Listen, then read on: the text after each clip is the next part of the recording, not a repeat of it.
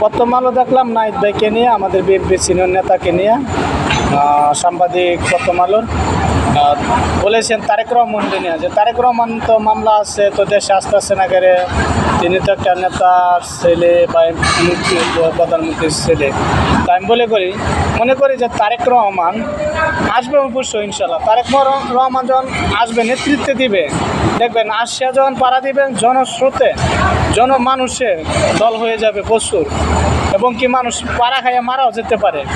তো একটু তারেক রহমান তো নেতার ছেলে, তো তার তো বুদ্ধি আলাদা। যদি তিনি মামলাটা ডিসমিস করে আসে, যখন মামলা ডিসমিস করে আসে বা আইনের প্রক্রিয়া আসে, তখন মামলাটা সমাধান হয়ে গেলে যখন আসবে এয়ারপোর্টে, দেখবেন জনস্রোতে জনগণের মানুষের বাংলাদেশে এয়ারপোর্টের সাইডে পিঠে মানুষ খাই দেওয়ার মতো আস্থা থাকবে না। তাই এই কারণে তিনি আসতেছে না কিসের জন্য জানেন? যখন মামলাটা তিনি মিসমাট হয়ে যাবে, তো একটু সুবিধা হবে। যখন একটা নিয়ে দায়িত্বে থাকবে, যখন জনসভা হবে, জায়গায় জায়গায় গণসভা করবে, বাধা সমস্যা হবে না। যখন দেখেন এইগুলি দুইটা নিয়ে দেশে আসে, দেখেন দুইটা নিয়ে যদি দেশে আসে, তো একটু সমস্যা পড়বে। এখানে জামিন দিতে যাবে, ওই ঝামেলা যাবে, ওই ঝামেলা যাবে, এগুলি তখন উনি তো একটা কাজ করবে সেদিন গণসভা, জনগণের বক্তব্য, জনগণের ভালোবাসার দিক দিয়ে থাকবে তিনি। সেদিন মামলা নিয়ে তো তার একটা ঝামেলা হইতেছে না। তো আমি মনে করি দেখেন, মামলা ডিসমিস করে আসলে তিনি যে কোনো জায়গা যেতে সফলতা হবে, কোনো বাধাগ্রস্ত হতেছে না। তো জনগণ যাকে ভালোবাসে, উপদেষ্টা নাহিদ বলেন, যে কোনো ডক্টর ইউনূস বলেন, তার যে জনসভা মাত্রা, যে জনগণের স্রোতে ভরে যাবে, তখন সবাই অবাক হয়ে যাবে। কিসের জন্য জানেন? তো মামলাটা ডিসমিস করে আসলে অনেক ভালো। দেখেন আমরা সাধারণ কর্মী যদি একটা যে কোনো সভা করি, বিএনপির একটা ডাক দেই, কোটি কোটি মানুষ গণসভার মধ্যে সবাই উপস্থিত থাকে।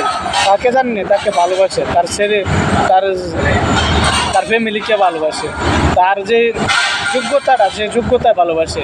তো আপনি মনে করছেন যে তারেক রহমান আসে না করে বন্দি হবে নাকি, বা ঝামেলা জামিন তো পাবে, এটা কোনোই না, বুঝছেন? জনগণ যাকে ভালোবাসে, সাধারণ সরকারও ভালোবাসে একজনকে। তো আমি মনে করি ডক্টর ইউনূস যাকে মামলা মিসমাট করতে করতে আইনের প্রক্রিয়া যাইতেছে, কিন্তু ডাইরেক্ট কোনো মামলার হুমকি নেয় না যে আমার মামলা শেষ। তো যে সব কিছুর একটা লিমিট আছে। তো আমাদের তারেক রহমান যখন মামলাটা ডিসমিস করে দিবে, ইনশাল্লাহ আমাদের জনগণ আস্থা পাবে, জনগণের ভালোবাসা পাবে, জায়গায় জায়গায় সভা করতে পারবে ইনশাল্লাহ। কোনো বাধাগ্রস্ত হবে না বা কোনো সমস্যা হবে না। যে কোনো একটা নিয়ে পড়ে থাকবে, কিন্তু 2-3টা নিয়ে পড়ে থাকলে একটা মানুষের তো অস্থিরতা বা অসুস্থতা হয়ে যেতে পারে। এই কারণে আমি বলি, আপনি যে টক শো করে তারেক রহমানের কথা বলেন, এগুলি একটা হাস্যকর কথা হয়, বুঝেন না?